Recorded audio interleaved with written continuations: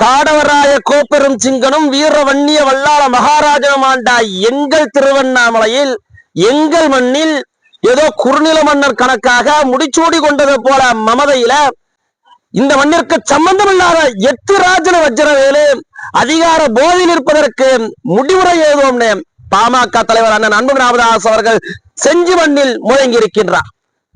காடவராய வல்லாள மகாராஜா எல்லாம் இவங்க யாரு? நம்முடைய முன்னோர்கள். இது நம்முடைய மண்ணு. ஆனா இந்த மண்ணுல இப்போ ஒரு குறுநில மன்னர் என்று அவரிலே சொல்லிக்கிறார். யாரு? எத்திராஜுலு வஜ்ரவேலு. பேரன்பிற்குரிய உறவுகளுக்கு வணக்கம். நான் உங்க வயலாமூர் கார்த்தி. செஞ்சி மாநகர்ல நேற்றைய தினம் பாட்டாளி மக்கள் கட்சியின் தலைவரான அன்புமணி ராமதாஸ் அவர்கள் திமுகவிடமிருந்து தமிழகத்தை காக்க வேண்டிய பெரும் பொறுப்போடு உரிமை மீட்கும் நடவடிக்கை மேற்கொண்டு இருக்கிறார். பல்லாயிரக்கணக்கான இளைஞர்களும் இளம்பெண்களும் பாட்டாளி வர்க்கத்தினர்களும் சொந்தங்களும் சூழ பெரும் படையோடு பவனி வந்தார் அண்ணன் அன்புமணி ராமதாஸ் அவர்கள். செஞ்சி கோட்டையை பார்வையிட்ட பின்பு அந்த மேடை ஏறி பேசிய அண்ணன் அன்புமணி ராமதாஸ் அவர்கள் எம் இளைஞர்களுக்கு நெற்றியில் பட்டில் அடித்தது போல, அவர்களுக்கு உரைப்பது போல ஒரு விஷயத்தை ஆழமாக விதைத்து சென்றிருக்கின்றார். திருவண்ணாமலை மண் நம்முடைய மண். வீரவன்னிய வல்லாள மகாராஜன் கட்டியமைத்த கோட்டை திருவண்ணாமலை. காடவராய கோப்பெரும் சிங்கத்தின் ஆட்சிக்கு ஆணிவராக இருப்பது திருவண்ணாமலை. இந்த மண்ணுல உட்கார்ந்துகிட்டு பஸ் கண்டக்டரா இருந்த, பைப்பு பம்பு செட் ரிப்பேர் பண்ற மெக்கானிக்கா இருந்த, இன்னைக்கு அமைச்சரா இருக்கிற எத்திராஜலு வஜ்ரவேலு அவர்கள் ஏதோ முடிசூடா மன்னரை போல, குறுநில மன்னரை போல அதிகார போதையில் இருக்கிறத அடக்க வேண்டும், நாம் இந்த மண்ணை மீண்டும் ஆள வேண்டும், இந்த மண்ணிற்கு சம்பந்தம் இல்லாதவர்கள் இந்த மண்ணில் இருந்து தோற்கடிக்கப்பட வேண்டும் என்பதை அழுத்தம் திருத்தமாக தெரிவித்திருக்கிறார் தலைவர் அண்ணன் அன்புமணி ராமதாஸ் அவர்கள். இது மிக முக்கியமான ஒன்று. நம்முடைய மண்ணை மீட்டெடுக்க வேண்டிய கட்டாயத்தில் நாம் இருந்துகிட்டு இருக்கிறோம். திருவண்ணாமலை வன்னியர்கள் பெரும்பான்மையாக வாழக்கூடிய பகுதி, பட்டியல் சமுதாயத்து மக்கள் பெரும்பான்மையாக வாழக்கூடிய பகுதி, தமிழ் பெருங்குடிகளின் பூமியான திருவண்ணாமலையில தமிழ் மொழிக்கே சொந்தமில்லாதவர்கள் ஆட்சி செய்யறது என்பது ஏற்றுக்கொள்ளக்கூடியதா? சரி, ஏதோ அமைச்சரா இருந்தாங்க, என் மக்கள் முட்டாள்தனமா அவங்களுடைய வறுமைக்கு உங்கள்கிட்ட காசை வாங்கிட்டு ஓட்டு போட்டாங்கன்னே வச்சுக்கீங்க, ஓட்டு போட்டாங்கன்னு வச்சுங்க. ஆனால் அவர்கள் அமைதியா இருந்தாங்களா? மன்னியர்களுக்கு எதிரான அடக்குமுறைகளை செய்வது, மன்னியர் இடஒதுக்கீட்டிற்கு எதிராக தன்னுடைய தவறுபடிகளை வைத்து பேச விட்டு வேடிக்கை பார்ப்பது, வன்னியருடைய அடையாள சின்னம் இருந்தா நாயுடுமங்கலத்துல, வன்னியர் பாளையம் தான் இருக்கக்கூடாது, நாயுடுமங்கலம் இருக்கலாம். நாயுடுமங்கலத்துல வன்னியருடைய அடையாள சின்னம் இருந்தா, உயிரில் கலந்த அக்னி கலசம் இருந்தா அது அழித்தொழிக்க துடிப்பது என்பது, இதையெல்லாம் வேடிக்கை பார்த்துட்டு அந்த இடத்துல வன்னியர்கள் எத்திராஜன வஜ்ரவேலுக்கு ஓட்டு போட்டுடுவாங்கன்னு நினைக்கிறது இருக்கு இல்லையா?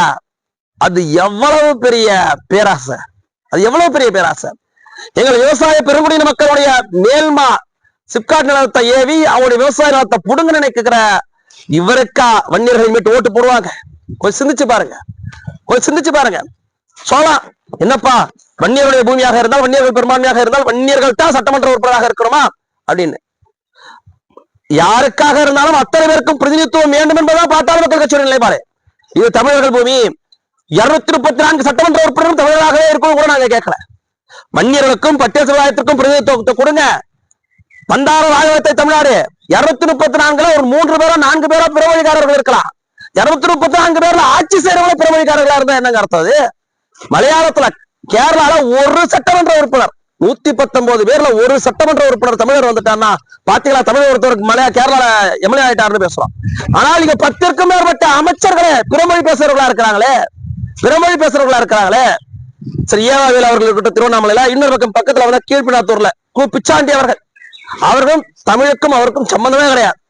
வாய்மொழியாக இன்னைக்கு அதிகாரத்தில் இருக்கிறதுனால தமிழுக்கு வந்துடலாம். இப்ப இவர்கள் என்ன மாத்தி வச்சிருக்கிறாங்க? திருவண்ணாமலையை ஒரு குட்டி ஆந்திராவை மாத்தி வச்சிருக்கிறாங்க. இவர்கள் செய்த சாதனை என்ன? திருவண்ணாமலையை குட்டி ஆந்திராவை மாத்தி வச்சிருக்கிறது, வன்னியருடைய அடையாளத்தை அழிச்சொழிப்பது, தமிழருடைய பெருமையை சீர்குலைப்பது. இது மட்டும்தான் முழு நேர பணியாக அவர்கள் மும்மரமாக அதிகாரத்தை பயன்படுத்தி செஞ்சுக்கிட்டு இருக்கிறாங்க. அதனால்தான் செஞ்சி கோட்டைக்கு கூட தவறான வரலாற்றை எழுத துடிச்சுக்கிட்டு இருக்குது. திமுக அரசாங்கம். இது திமுக அரசாங்கத்துடைய சதிவேலை தான். இது திமுக அரசாங்கத்துடைய சதிவேலை தான். இப்படியே விட்டு போய் நம்ம வரலாறு கூட மிஞ்சாது. நம்மளுடைய வாழ்வுரிமை பறி போச்சு. நாளைக்கு நம்மளுடைய வரலாறும் மிஞ்சாது. நாளைக்கு இதே திமுக ஒரு வரலாறு எழுதும். இந்த மண்ணில வன்னியர்கள் கூட எழுதுவாங்க. இந்த மண்ணில வன்னியர்கள் அடிமையாளராக இருந்தாலும் கூட எழுதுவாங்க. நாங்க தான் 2000 வருஷம் 3000 வருஷமா ஆட்சி செஞ்சுட்டு இருந்தா கூட எழுதுவாங்க. எல்லாத்தையும் சகிச்சுக்கிட்டு தான் போனோம். அதுக்காக அன்புமணிதாஸ் அவர்கள் சொல்றாங்க, அவருடைய அதிகாரத்தை புடுங்க தானா அடங்கும், எரியறத புடுங்கன்னா தானா எல்லாம் அடங்கும், கொதிக்கிறது அடங்கும். அதைத்தான் நான் அன்புமணிதாஸ் அவர்கள் சொல்லிட்டு இருக்கிறாங்க. நாங்க யாருக்கும் பிரதிநிதித்துவம் சொல்ல, 234 பேர் தமிழ் மொழியை தாய்மொழியாக கொண்டவர்களா இருக்கணும்னு சொல்ல. நீங்க தான் சொல்றீங்களே, ஒருத்தர் தெற்க பேசுறாரு, தெலுங்கர்கள் இணைத்தால் தான் நீங்க யாருமே ஆட்சி செய்ய முடியும், நாங்க 30% இருக்கிறோம். ஆனால் தமிழ்நாட்டில் நாங்க 30% பேர் இருக்கிறோன்றார். மிஞ்சி வேணா 4% 5% இருப்பாங்களா பெருமொழிக்காரர்கள்? அவர்களுக்கும் பிரதிநிதித்துவம் கொடுங்க. 15 எம்எல்ஏ 20 எம்எல்ஏ இருக்கட்டும், தப்பு கிடையாது. ஆனால் அமைச்சர்களே 15 பேர் இருக்கிறாங்களே, அதைத்தான் ஏற்றுக்கொள்ள முடியல. அதுவும் வட தமிழ்நாட்டிலிருந்து தான் பெரும்பான்மையாக.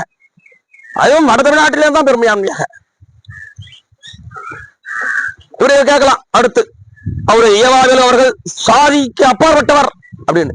ஆனா நாயுடுகள் மண்டபம் திறந்தா போய் கத்திரிக்கோளால கட் பண்ணி கை தட்டி திறந்து வச்சுடுவார். அவர் சாதிக்கு அப்பாற்பட்டவர். திமுக ஒரு எழுதப்படாத விதி இருக்கு. நேரு அவர்களும் KKSSR-ம் ரெட்டி நலச்சங்க கூட்டத்தில் கலந்துக்கலாம். ஏன் கனிமொழி அம்மையாரே கூட நாடார் கூட்டத்தில் கலந்துக்கலாம். இஸ்ரேல் கூட்டம் போடலாம், நாயுடுகள் கூட்டம் போடலாம், முதலியார்கள் கூட்டம் போடலாம், செட்டியார்கள் கூட்டம் போடலாம். ஆனால் வன்னியர்களோ பறையர்களோ கூட்டம் போட்ட முடியாது.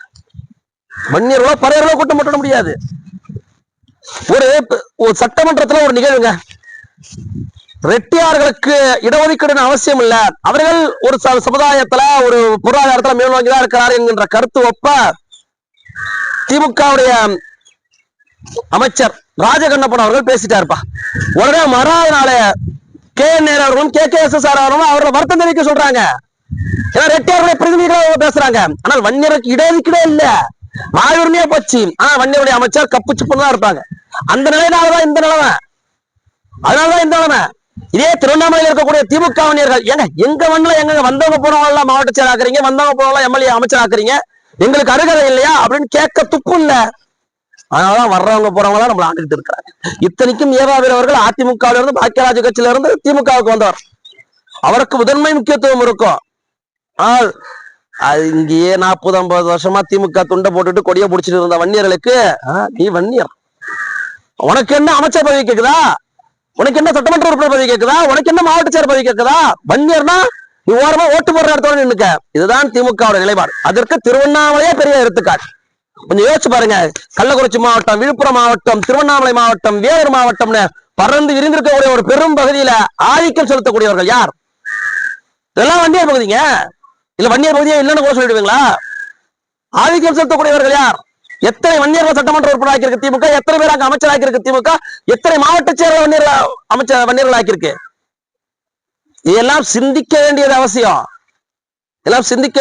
ஒரு இன படுகொலைக்கு நிகரான வேலைகளைத்தான் திமுக முன்னெடுத்து நிற்குது. ஒரு இனப்படுகொலைக்கு நிகரான வேலையா? எல்லா சமுதாயத்திற்கும் இங்க உரிமை உண்டு. ஆனால் எங்கள் மண்ணில் எங்களுக்கான உரிமையை அழித்தொழித்து பிடுங்க நினைப்பது என்பது, இதுக்கு வெள்ளக்காரனே ஆண்டுட்டு போயிருக்கலாமே. ஏன் வெள்ளக்காரன் ஆள வேணாம் நம்ம சொன்னோம்? ஏண்டா எங்க இருந்தே வந்த நீ என்ன ஆளணுமா அப்படின்னு கேள்வி கேட்டுதான் வெள்ளக்காரனை எடுத்து போராடணும். இப்ப இங்க இருந்தா வந்த எத்திராஜுல வஜ்ரகாரம் மட்டும் எங்க ஆளணுமா? இது ஒரு அடிமைத்தனம் இல்லையா? இதுதானங்க நியாயம். என் மண்ணை நாங்கள் ஆள்வதானங்க நியாயம். என் தமிழ் குடி ஆள்வதானங்க நியாயம். ஏன் வன்னியர் சமுதாயம் ஏதோ ஒரு தமிழ் குடி கூட ஆளிட்டு போட்டோம், ஏதோ ஒரு தமிழ் மொழி கூட மேலோங்கி வரட்டும். ஆனால் எங்களுக்கு துளியும் சம்பந்தம் இல்லாதவர்கள் எல்லாம் எங்களை ஆட்சி செய்து அவர்கள் குறுநில மன்னர்களை போல கங்கணம் கட்டிக்கிட்டு மமதையில் இருப்பது என்பதை ஒருபோதும் ஒரு தமிழும் ஏற்றுக்கொள்ளக்கூடாது. இது ஒரு வரலாற்று திருப்பில் கொண்டு நிறுத்திடும். நாம் வரலாற்றை தொலைத்த ஒரு பேரினமாக இந்த மண்ணில் எச்சமாக மிச்சமாக நின்று கொண்டிருப்போம். சுதாரித்துக் கொண்டால் தப்பிக்கலாம். சுதாரித்துக் கொள்ளாமல் அவர்கள் 200 கொடுக்கறான், 300 கொடுக்கறான், காலண்டர் கொடுக்கறான்னு ஓட்டு போட்டானா பாழாதான் போறோம். கீழ்பண்ணாத்தூர் சட்டமன்றத்துக்கு போன எலெக்ஷன்ல வேலை பார்த்தோம். 15 நாட்கள் தங்கி மும்பரமாக வேலை பார்த்தோம். வன்னியர்கள் நம்ம சொல்றாங்க, இல்லங்க எம்எல்ஏ 4 தடவை எம்எல்ஏ இருக்கிறாருங்க. ஒவ்வொரு வருஷமும் புது வருஷம் பிறந்துச்சுன்னா காலண்டர் தூக்கிட்டு வந்து கொடுத்துருவாருங்க.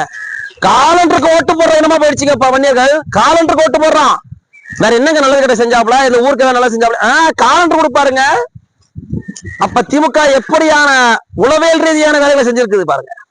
ஒரு காலண்டருக்கு ஓட்டு போடுற சாதியா இந்த வன்னியர் சாதி போயிடுச்சு. நம்மளுடைய அடையாளமே அழிஞ்சு போச்சு. உனக்கு ஒரு காலண்டரா முக்கியமா போச்சு, ஒரு காலண்டரா முக்கியமா போச்சு.